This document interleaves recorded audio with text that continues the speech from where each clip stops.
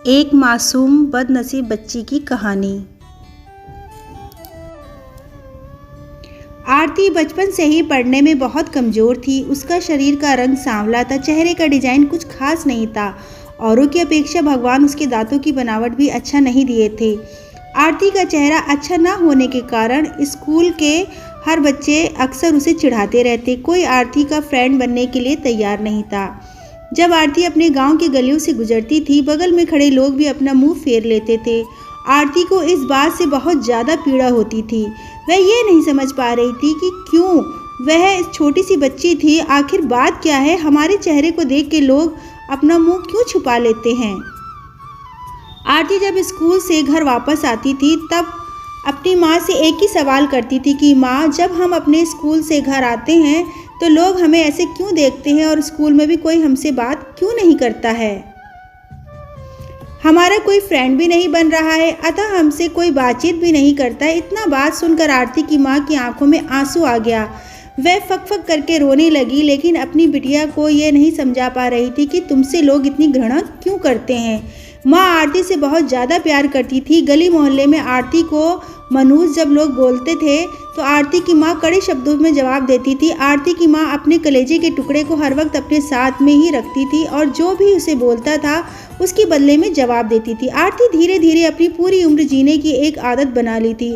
जो लोग बोल रहे थे कि उसके पीछे और सुनने के लिए तैयार नहीं रहती थी। बस अपने काम से मतलब रखती थी, पढ़ाई करती और घर वापस आती थी। धीरे धीरे आरती बड़ी होती चली गई। अब उसका उम्र शादी करने के लायक हो गया था।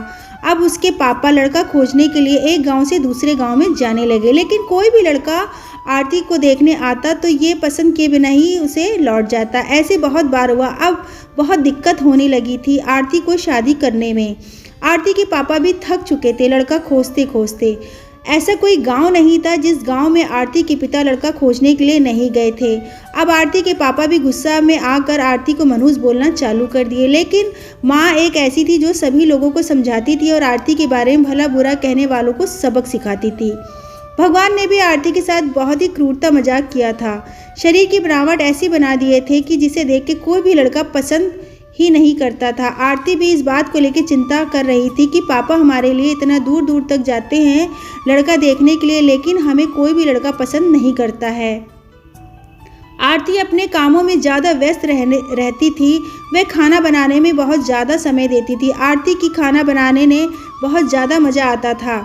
आरती ने बहुत सारे खाने बनाने की रेसिपी के बारे में जानकारी हासिल कर ली थी। इसके लिए उन्होंने किताबें, रेडियो, टीवी चैनल पर वीडियो देख ली थी। आरती के द्वारा बनाया गया खाना बहुत स्वादिष्ट और टेस्टी होता था।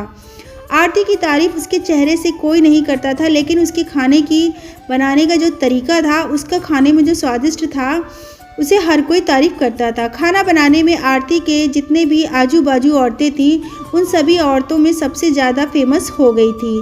जिस औरत को लगता था कि आज नया खाना बनाना है, कुछ नया आइडिया इसमें टेस्टी लाना है, तो औरत आरती के पास आकर जानकारी लेती थी।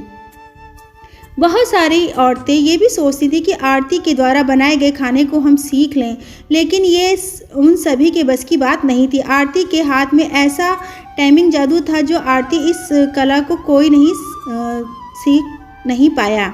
आरती का जीवन और उसकी लाइफ चक्र उतार चढ़ाव में कटता रहता था। माता पिता और रिश्तेदार बहुत कोशिश कर रहे थे कि आरती कहीं ना कहीं शादी हो जाए, लेकिन बहुत कोशिशों के बाद माँ बाप ने एक लड़के वाले को मना लिया। जब आरती को देखने के लिए घर पर आने लगे, आरती को इस बात की खबर लग जाती थी कि हमारी शादी होने वाली। आरती दुखी हो जाती और गुस्सा करने लगती और आरती रोते हुए कहने लगती कि आप इतने सारे लड़कों को देखने के लिए बुलाते हो, लेकिन कोई हमें पसंद नहीं करता। जो भी आता है बस हमारा मजाक बनाकर ही चला जाता है।